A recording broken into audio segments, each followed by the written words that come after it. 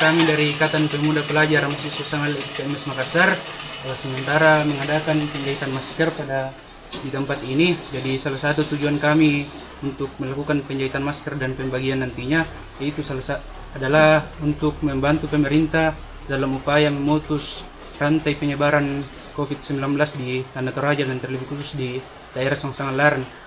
Berencana ingin menyalurkan APD alat pelindung diri lengkap diri kepada masyarakat Songsangan Larang, yaitu dengan opsi masker. Jadi itu alat APD yang akan kami bagikan ke masyarakat melalui proses pembagian nanti itu kami akan menyalurkan di setiap posko-posko jalur masuk Songsangan Larang.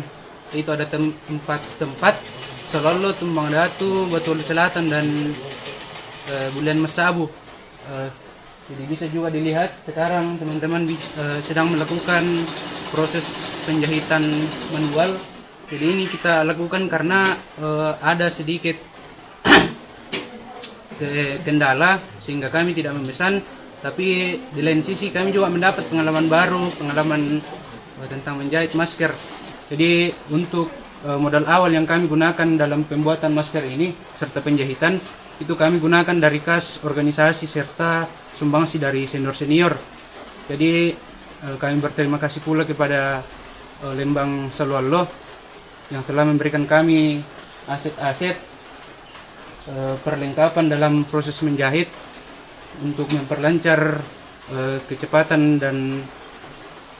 produksi masker yang kami upayakan ini.